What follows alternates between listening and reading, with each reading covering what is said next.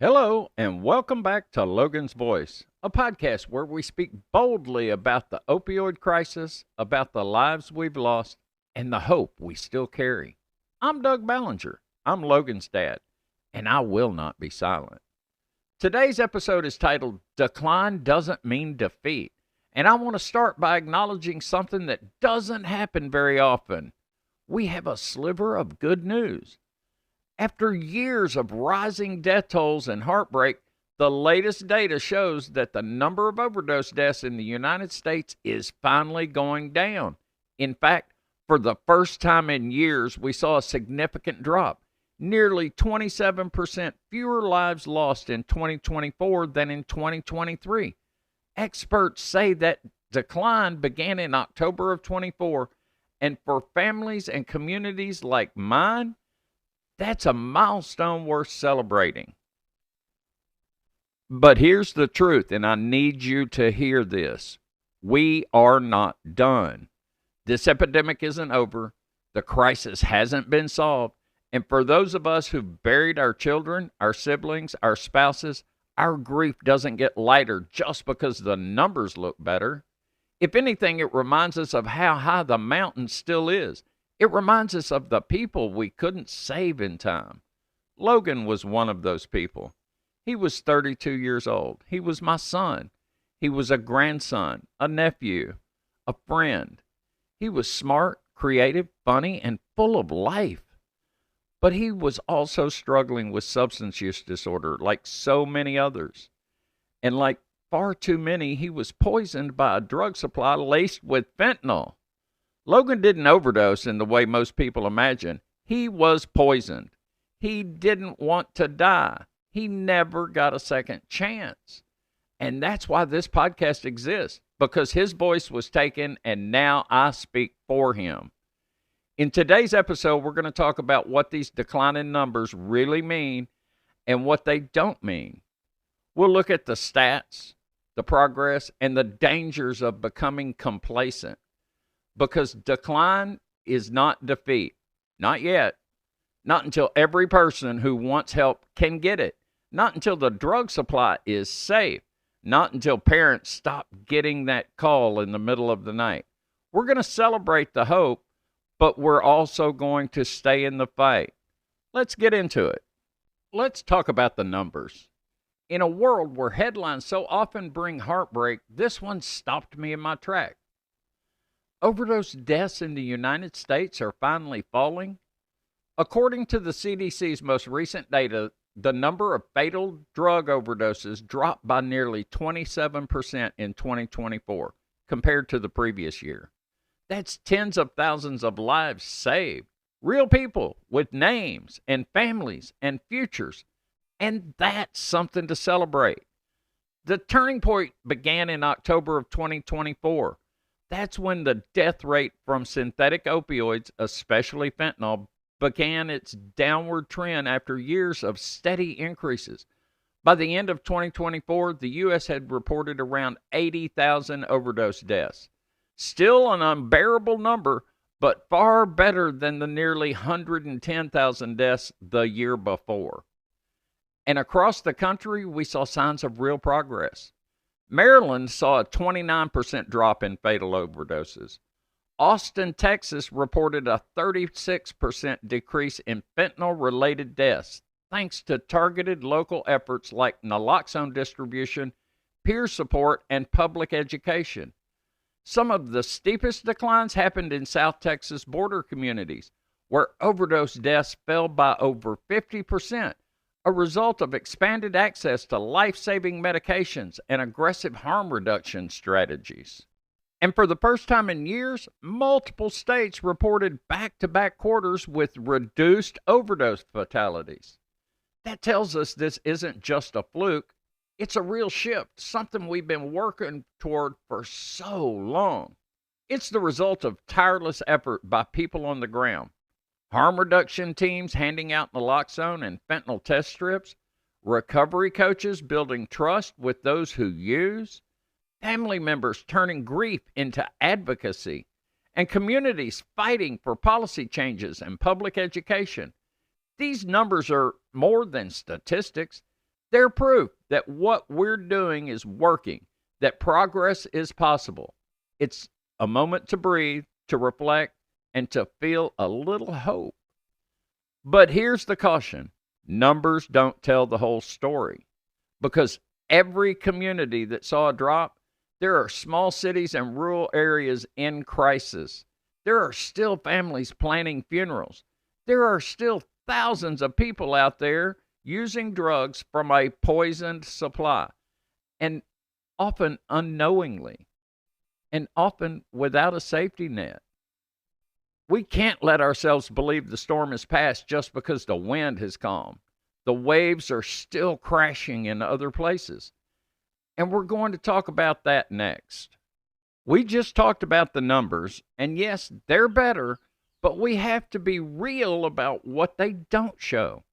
Because while the overall death rate is down, fentanyl is still killing people in every single day. And just because fewer lives were lost in 24 doesn't mean we're out of danger. Not even close. Let me tell you what I mean. Fentanyl is still the number one cause of death in Americans age 18 to 45. Let that sink in. Not car accidents, not cancer, not suicide. Fentanyl. And the crisis is changing, not ending. The drug supply is still dangerously contaminated. People aren't just overdosing on heroin or pills anymore. They're dying from counterfeit pills, pressed Xanax, cocaine laced with fentanyl. And now they're seeing xylazine, a veterinary tranquilizer, making the supply even more unpredictable and lethal. We have a lot of work to do. And here's the part that scares me. Some people in power are already acting like we've won. Budgets are being cut, naloxone programs are losing funding, harm reduction efforts are being demonized or politicized, recovery support services are stretched thin. And there are communities, especially rural ones like where I live, where people still don't know how to get help or even that they can ask for it without judgment. It's like watching someone walk out of a burning house with a few flames left in the walls. And instead of finishing the job, they throw down the hose and say, "Whew, glad that's over." But it's not over. The families who come to bridge the gap every year, families like mine, we're still living in the aftermath. My son Logan is still gone. Your daughter, your brother, your best friend, they're still not here. And the people who are just now entering recovery or trying to find treatment, they need us now more than ever. And that's why we can't let up. Not now, not when we've started to see some success. Because if we let this moment pass without locking in what we've learned, without funding, protecting it, and growing it, we're going to see these numbers climb again. And I promise you, those of us in this movement, we can't bear to watch another wave of unnecessary loss. So yes, progress is real, but the crisis isn't over. Let's talk about why we've seen this progress. Because there are people and programs behind these numbers, and they deserve to be seen. So, if the crisis isn't over, then why are the numbers finally dropping? Let's talk about that. Because behind every life saved, there's a person, a program, or a policy that made it happen. The progress we're seeing in some parts of the country isn't random. It's the result of people doing the work, day after day, in systems that are just starting to bend toward hope. Here's what's working. Number one, widespread naloxone access. We've come a long way in getting naloxone or Narcan into the hands of people who need it. In many places, you can get it at a pharmacy without a prescription. There are vending machines, mail order kits, and community outreach teams handing it out for free. And it's saving lives, tens of thousands of them. One dose of naloxone can reverse an opioid overdose in just minutes. It gives people a second chance, but it only works if someone has it with them knows how to use it, and isn't afraid to step in.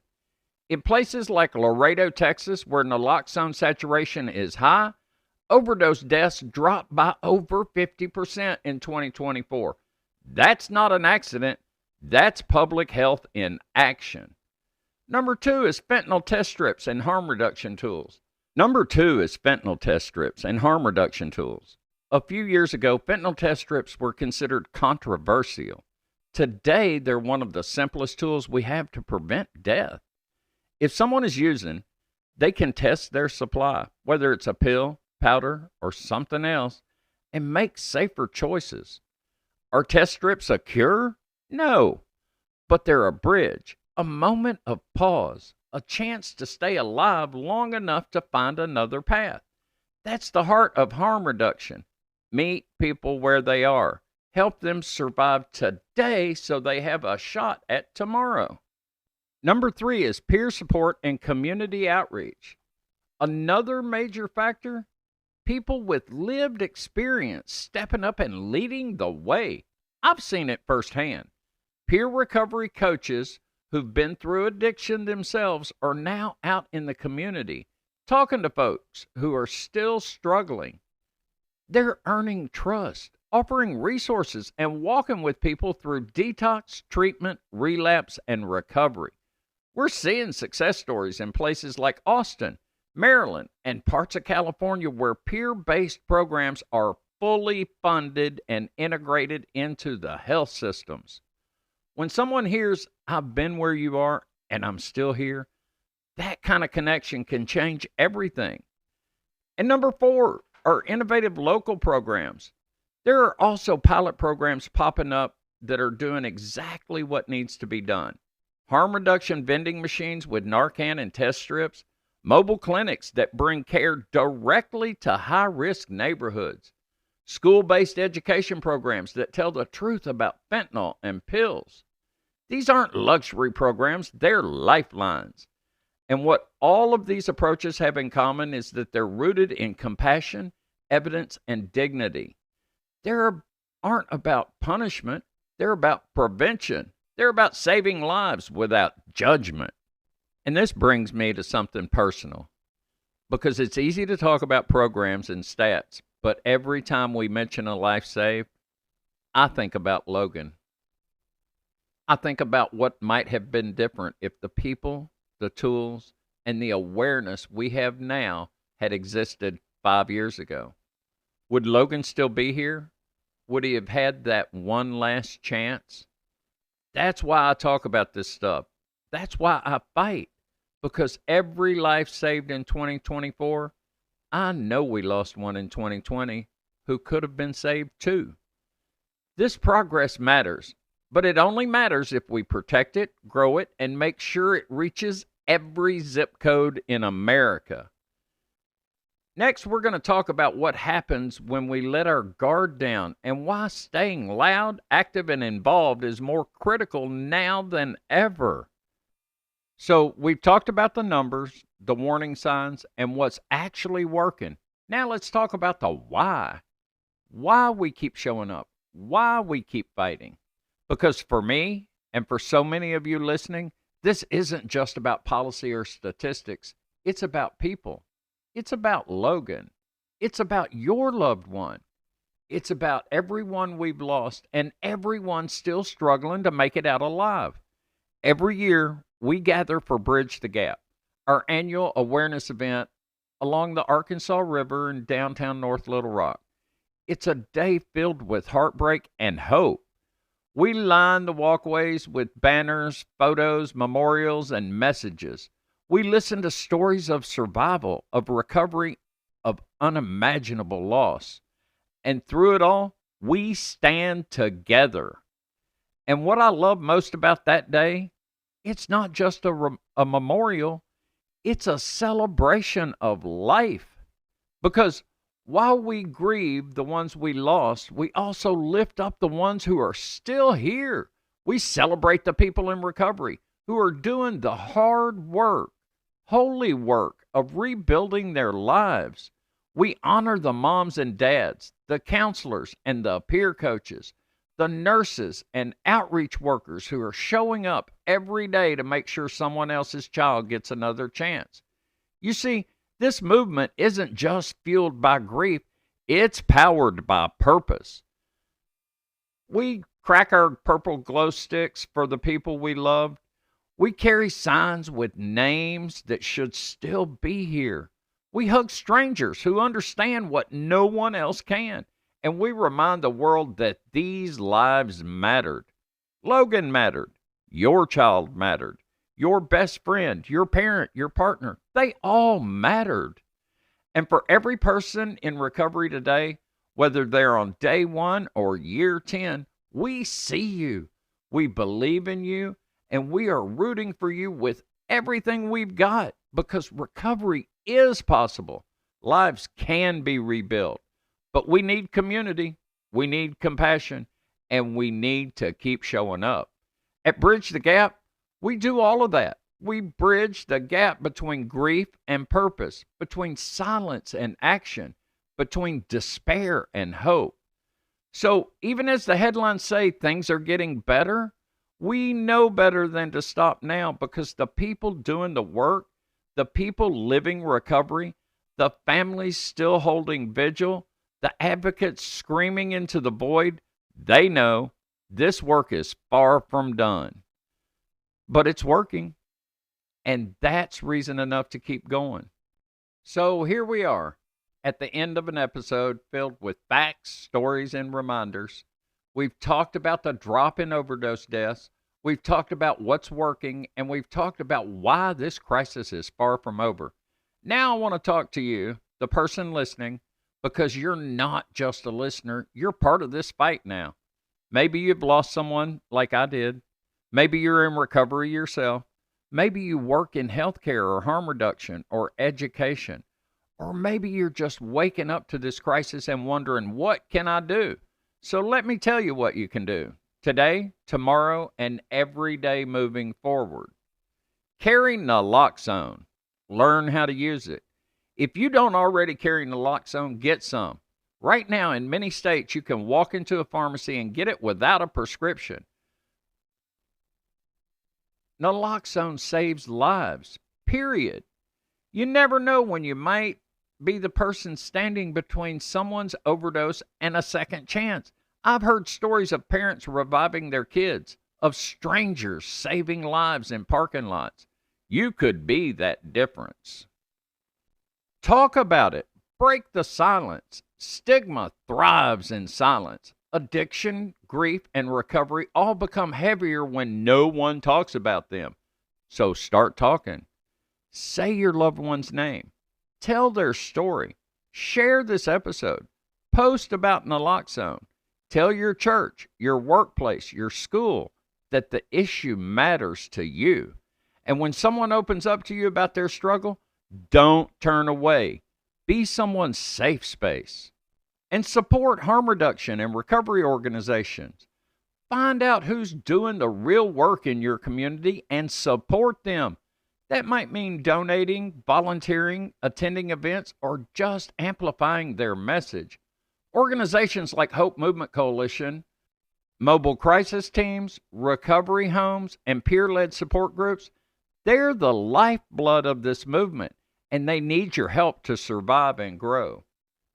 Get political in the best way. Call your representative. Email your senators. Let them know that cutting funding for overdose prevention, naloxone distribution, or recovery services is not okay. Tell them you want to see harm reduction funded, not criminalized. Tell them you care about real solutions, not sound bites.